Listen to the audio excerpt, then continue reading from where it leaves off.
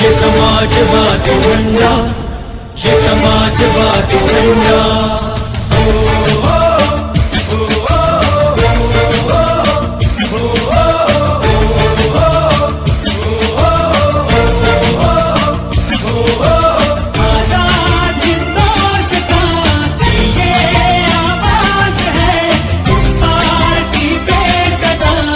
बनारस से उत्तर प्रदेश की राजधानी लखनऊ को जोड़ने वाले मार्ग पर पड़ता है एक शहर बदलापुर। बदलापुर शहर में रहते हैं ओम प्रकाश दुबे उर्फ बाबा दुबे। बाबा दुबे एक मध्यम परिवार में जन्मे हुए और शिक्षा दीक्षा इनकी कलकत्ता से हुई है। पिता के व्यवसाय में हाथ बटाने के लिए इन्होंने अपनी पढ़ाई बीच में ही छोड़कर व्यवसाय में लग गए और व्यवसाय के साथ साथ इन्होंने राजनीति में भी कदम रखा। आपको बता दें कि बाबा दुबे के पहले इनके परिवार में कोई राजनीति में नहीं था। ये उस परिवार में पहले शख्सियत थे जो राजनीति में पहला कदम रखा और सीधा 2002 में पहला चुनाव खुटहन विधानसभा से निर्दल के रूप में लड़े और पहले चुनाव में जनता ने इन्हें 26,000 वोट देकर इनका मनोबल बढ़ाया, पर किस्मत साथ नहीं दिया, इन्हें हार का सामना करना पड़ा। जनता का अपार प्यार पाकर ये राजनीति में एकदम सक्रिय हो गए और फिर ये आज तक पीछे मुड़कर नहीं देखे और प्रण किया कि जब तक चुनाव नहीं जीतूंगा चुनाव लड़ता रहूंगा। और उसका परिणाम ये रहा कि इनकी मेहनत कामयाब हुई और ये बदलापुर विधानसभा से 2012 में समाजवादी पार्टी के बैनर तले चुनाव लड़े और विजयी हासिल होकर पहली बार विधानसभा में कदम रखा। और उसके बाद बदलापुर की पहचान एक अलग ही पहचान बन गई, जिसमें बदलापुर को टाउन एरिया की पहचान दिलाने में बाबा दुबे ने मेहनत कर इसे ये पहचान दिला ही दिया। विकास की अगर बात करते हैं तो इस क्षेत्र में बदलापुर चौराहे का विकास 24 घंटे वाईफाई 3 पावर स्टेशन के साथ विकास की झड़ी लगा दी। अभी हाल ही में कोविड-19 में बाबा दुबे की पूरी टीम ने जौनपुर के पूरे क्षेत्र में घर घर थर्मल स्कैनर, ऑक्सीमीटर, घर घर राशन का वितरण, एक तरह से गरीबों के मसीहा बाबा दुबे का जनाधार एकदम अलग ही और गरीबों के मसीहा बन गए बाबा दुबे।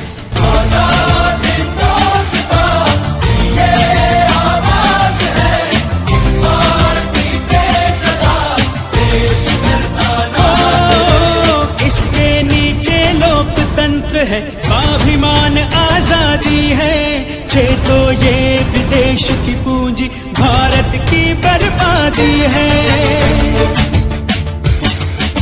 जिन हाथों में मैं ओम प्रकाश बाबा दुबे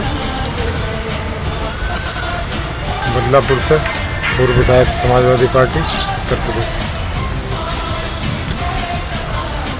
कार्य तो बहुत से किए गए यहाँ, चाहे चौराहे से सड़कों से लेकर के विद्युतीकरण लेके 24 घंटे बिजली भी हम लोग उस समय में दिया हमने। और जो आप चौराहा देख रहे हैं, तिरंगा झंडा देख रहे हैं, यह है बदलापुर टाउन एरिया भी इन्हीं कार्यों के तहत हुआ। और चेक डैम यहाँ एक 3 नदियों के बीच में विधानसभा है, चेक डैम बने जिससे वाटर लेवल ठीक हो। हर तरीके से पावर स्टेशन नए 3 पावर स्टेशन भी बनाए गए।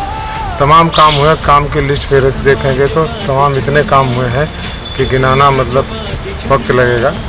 इसकी जानकारी आप करेंगे तो आपको भी पता चल जाएगा। वाईफाई, फ्री वाईफाई से लेकर के सड़कों से लेकर के और 24 घंटे बिजली यहाँ लोगों को मिली है और तमाम काम हुए। जैसे मैं आपके गांव में आया, मुझे पता चला कोविड की भी कुछ विधायक ना रहते हुए भी आपने ग्रामीणों के कोविड का एक्चुअली कोविड के इलाज के लिए सबसे सर्वप्रथम होता है कि इंसान को जैसे कि या तो उसका ऑक्सीजन लेवल घट रहा है या उसको बुखार हुआ है तो सबसे पहले उसको थर्मल स्कैनर और ऑक्सीमीटर जिससे उसकी जांच हो सके। तो समय से जांच हो जाती है तो उसका इलाज प्रॉपर हो जाएगा और ठीक हो जाएगा। बहुत से लोग जांच करवाने के लिए अस्पताल में जाते हैं तो अस्पताल में ज़्यादातर मरीज आए हैं, उसमें कोविड मरीज भी होते हैं, तो लोग स्वस्थ लोग भी अस्पताल से लौटे तो कोविड लोग साथ ले गए और घबराहट में नई जानकारी समय से नहीं पता चल पाया। ऐसी स्थिति में बहुत से लोग साथी गुजर गए, इनका देहांत हो गया। तो मैंने प्रयास किया कि हर गांव में ग्राम सचेतक बना करके हर गांव में एक ऑक्सीमीटर और एक आपका थर्मल स्कैनर भेजा। जब मैं अपनी विधानसभा में दिया तो मुझे लगा यह अति आवश्यक चीज़ है और यह पूरे ज़िले में देनी चाहिए। मैंने पूरे जौनपुर ज़िले के हर गांव में इस चीज़ को भेज रहे हैं और लगातार लोग ले जा रहे हैं और इसके लिए बहुत प्रसन्न भी हैं। लोगों ने इस पर काम भी किया है, काफ़ी लोगों का इसके द्वारा समय से इलाज भी हो सका है, जो किया जा रहा है। उसके अलावा मास्क वितरण है और तमाम जो भी हम लोग कर सकते हैं हर तरीके से प्रयास करके। अच्छा, सूत्रों के हवाले से पता चला है कि आप अखिलेश यादव जी के बहुत करीबी और चाहते भी हैं और ब्राह्मण नेता भी हैं, तो ब्राह्मणों के लिए क्या आपका संदेश है? जी, अखिलेश जी माननीय हमारे राष्ट्रीय अध्यक्ष जी हम लोगों का सम्मान करते हैं, ये हमारे लिए बहुत बड़ी चीज़ है और इसका गर्व भी है कि उनके इतने नज़दीक इतने एक अच्छे नेता के साथ काम करने का मौका मिला है। और जहाँ तक ब्राह्मणों की बात है तो ब्राह्मणों का सम्मान भी अखिलेश जी से ज़्यादा कोई नहीं कर सकता है। और आप इतिहास उठा के देखेंगे, कभी किसी व्यक्ति ने किसी गैर बिरादरी के लिए इतना बड़ा काम नहीं किया। उसका सबूत है जनेश्वर पार्क, 482 एकड़ में इतना बड़ा पार्क और इतनी बड़ी मूर्ति। उसके अलावा परशुराम जयंती की छुट्टी माननीय अखिलेश जी ने ही किया। संस्कृत पाठशालाओं की मान्यता उन्होंने दिया। तो इस तरीके से बहुत से काम ऐसे किए हैं कि जिससे आप आरक्षण की जब बात, प्रोन्नति आरक्षण की बात आई तो भी उन्होंने अकेले माननीय नेताजी ने उसके खिलाफ आवाज़ उठाई। तो ब्राह्मणों का बहुत ही उन्होंने सम्मान और कल्याण किया है और आने वाले समय हमेशा वो उस चीज़ को करते रहते हैं। हम लोग तो देखते रहते हैं और सबसे बड़े आनंद की और खुशी की बात है कि हम एक ऐसे नेता के साथ काम कर रहे हैं जो जिसका कोई मतलब मुकाबला नहीं। इतनी अच्छी सोच, इतना अच्छा विजन उनके मने हम कहते हैं कि जो उनसे न मिला हो एक बार मिल लेगा तो उनका फैन हो जाएगा। और हमारा समाज इस बार पूरी तरीके से माननीय अखिलेश जी के तरफ है और उनको इस बार मुख्यमंत्री बनाकर ही छोड़ा। अच्छा, कहा जाता है आप जौनपुर के बदलापुर के कद्दावर नेता भी हैं और विधायक ना रहते हुए भी आप विधायक जैसा काम कर रहे हैं। आपके हमने खुद अपने आंखों से देखा कि जनता दर्शन लग रहा है, जनता आपसे मिल रही है, आ रही है, अपनी समस्या कह रही है और मुझे लग रहा है, यकीन है कि आप उसको पूरा कराने में अपनी पूरी प्रयास और पूरी मदद करेंगे। क्या आपकी तरफ से क्या है? एक्चुअली देखिए, अगर आप काम करना चाहें, काम करने के लिए ठीक है, शासन सत्ता तो ठीक है, लेकिन काम करने की अगर आपके अंदर क्षमता, प्रैक्टिस है तो आप कभी भी कर सकते हैं। और निश्चित भाव से अगर किसी की मदद आप करना चाहते हैं तो ईश्वर भी आपकी मदद करता है। और लोगों का स्नेह है कि मुझे इतना विश्वास करते हैं, मुझसे उम्मीद करते हैं और मैं जिस लायक हूँ प्रयास करता हूँ कि उनकी मदद करूँ और उनके सही कामों को अंजाम देने की कोशिश हमेशा करूँ। अगर आपकी सरकार दोबारा बनती है 2022 में तो आप अपने विधानसभा के लिए क्या करेंगे? अगर मगर की बात नहीं है, सरकार तो बनाएंगे ही हम लोग हैं। ये जनता की आवाज़ है।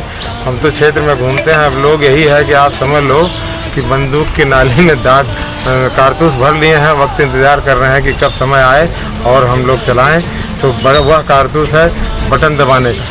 तो लोगों की मनसा हम लोग देखते हैं, खुशी होती है कि हर जात बिरादरी के, हर समाज के लोग, छोटे बड़े, हर लोग कहते हैं कि अखिलेश जी के समय जो इस प्रदेश की स्थिति, उन्नति, विकास के तरफ ले जा रहे थे, काम की तरफ, उसका 5 साल से पूर्ण विराम लग गया है। और कैसे यह एक वर्ष अंतिम वर्ष है, चुनावी वर्ष है, एक वर्ष भी देखते देखते बीत जाएगा और लोगों की तैयारी है। लोग निश्चित रूप से मजबूती के साथ वापस अखिलेश जी को मुख्यमंत्री के रूप में स्थापित करें। मैं वो बूथ मैनेजमेंट की बात है, बूथ लेवल पे हम लोगों ने निश्चित किया है हमारे यहाँ कि बूथ पे हर घर को जोड़िए, हर घर के एक सदस्य को जोड़िए, जिससे कि आप ज़्यादा से ज़्यादातर लोग अगर जुड़ेंगे। बहुत से लोगों को कोई पूछता नहीं, कोई मिलते नहीं है, उनकी तकलीफ़ नहीं जान पाते हैं। तो हम लोगों का प्रयास है कि बूथ लेवल पर इतना लोगों से मिला जाए, उनके बारे में समझा जाए, उनको जोड़ा जाए, जिससे क्योंकि सारी ताकत, चुनाव की सारी ताकत बूथ से होकर आपके तक आती है।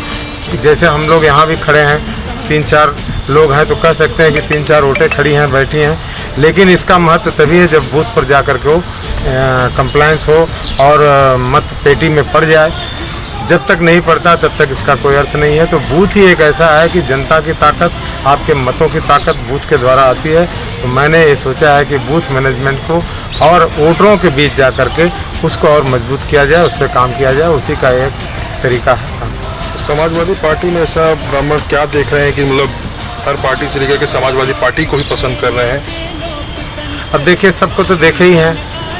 मैंने ये था पहले, आप देखिएगा बसपा का शासन आया, 5 साल बाद बसपा की जो स्थिति परिस्थिति थी देख करके SC ST एक तमाम चीज़ों से परेशान होकर के माननीय अखिलेश जी को बनाने के बाद उनका कार्यकाल बेहतरीन रहा। लेकिन मनुष्यों की प्रवृत्ति होती है कि कुछ और बेहतर खोज लें, कुछ और अच्छा पा लें, तो उसके लिए परिवर्तन करता रहता है। यह एक तरीका ये सामाजिक एक रीति रिवाज है। तो इन्होंने भाजपा को भी लाई पूरी मेजोरिटी में, अब उनको भी देख लिया 5 साल, त्राहिमाम है चारों तरफ, काम काज सब सारी चीज़ें हर तरीके से दुर्व्यवस्था।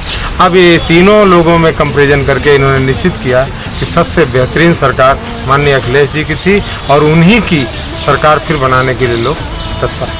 अच्छा, अभी कल कुछ 9 विधायक बसपा से निकल के सपा में ज्वाइनिंग हो, उसके लिए क्या है?